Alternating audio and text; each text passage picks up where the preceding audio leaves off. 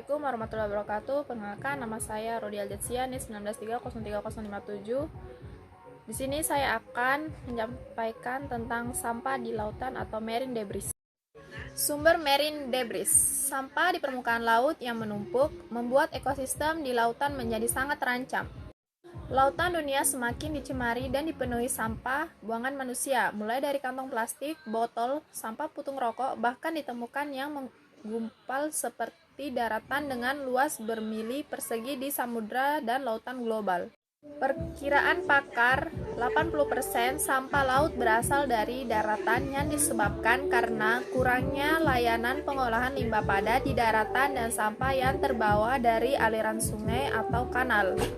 Sekitar 70% sampah laut atau yang berat seperti gelas, logam, dan peralatan lainnya mengendap ke dasar laut. Sisanya yang lebih ringan mengapung atau mengambang seperti plastik. Sekitar 70 kilo plastik per kilometer persegi ditemukan di North Pacific Gyre. Rata-rata dunia 1 kilogram plastik per kilometer persegi. Bagaimana cara sampah terdistribusi luas di lautan?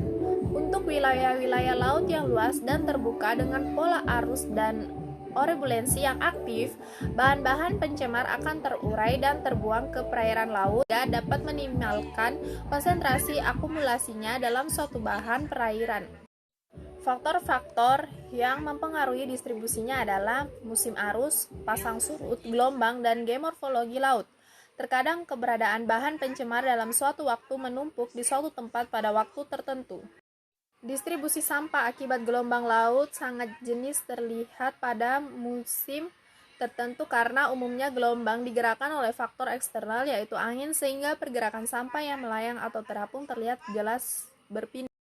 Geomorfologi laut pun akan mempengaruhi distribusi polutan di mana pada laut dangkal maka bahan pencemar akan lebih mudah terendapkan ke dasar dibandingkan laut dalam akan mengalami berbagai proses sebelum tersimpan di bahan pencemar bisa tidak seperti semula namun telah berubah baik wujud maupun konsentrasi karena berbagai proses fisika, kimia, dan biologi yang alami. Apa saja dampaknya? Yang pertama, mengganggu pencernaan dan meracuni. Sampah plastik berukuran kecil yang ada di dasar laut dapat termakan oleh hewan-hewan laut. Jika masuk ke perut, sampah plastik ini akan mengganggu pencernaannya. Sampah plastik juga mengandung racun. Kalau termakan, hewan-hewan tersebut bisa saja mengalami keracunan. Hal ini akan dapat menyebabkan kematian. Yang kedua, mengganggu mangrove dan terumbu karang. Sampah plastik dapat tersangkut di akar mangrove. Hal ini menyebabkan mangrove tidak bisa bernafas dan mengganggu pertumbuhannya. Begitu juga dengan terumbu karang. Tumbuhan laut ini akan sangat susah bernafas jika permukaannya tertutup oleh plastik. Dan yang ketiga, berbahaya bagi kesehatan manusia. Sampah plastik dapat berbahaya bagi kesehatan manusia lewat rantai makanan. Ketika hewan-hewan laut memakan sampah plastik, manusia turut terancam lantaran sebagian makanan yang dikonsumsi berasal dari laut. Dan yang keempat, mengurangi populasi fitoplankton. Bahaya lain yang disebabkan oleh sampah plastik di laut adalah berkurangnya populasi fitoplankton. Sejatinya tumbuhan yang hidup di air membantu produksi oksigen di restoran dan membawa botol minum sendiri daripada selalu membeli botol minum plastik.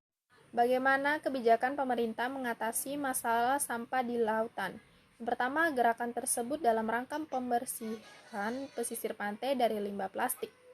Pemerintah ikut berupaya menciptakan lingkungan laut bersih dengan menciptakan hukum-hukum.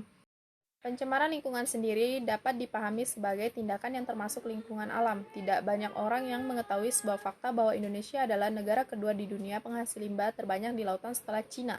Program-program ini dicetuskan untuk diterapkan di kehidupan sehari-hari seperti mengurangi penggunaan sedotan plastik, membawa kantung belanjaan sendiri ketika sedang berbelanja, mengurangi take away di restoran, dan membawa botol minum sendiri daripada selalu membeli botol minum plastik. Aksi solutif mengatasi masalah sampah di lautan. Faktor pemicu tingginya pencemaran plastik di lautan oleh Indonesia yang dilakukan oleh University of Georgia adalah persen sampah plastik yang tidak terkelola di daratan atau mismanaged plastic yang mencapai 83%, angka yang sangat bisa diperdebatkan untuk kondisi saat ini. Meningkatkan persen sampah plastik yang dikelola di daratan merupakan salah satu jawaban atas ancaman peningkatan jumlah sampah plastik di Indonesia. Aksi solusi yang dapat dilakukan yaitu dengan mengelola limbah, baik limbah cair, padat, dan gas atau emisi gas buang. Dengan adanya pengolahan limbah yang benar, maka air limbah dan gas buang dapat memenuhi baku mutu yang telah diterapkan. Suatu kota harus mempunyai instalasi pengolahan air limbah domestik terpadu, baik limbah padat maupun cair. Dengan demikian, kualitas air laut di pesisir dapat terjaga. Berikut adalah penyampaian presentasi dari saya. Apabila ada salah kata, saya minta maaf. Wassalamualaikum warahmatullahi wabarakatuh.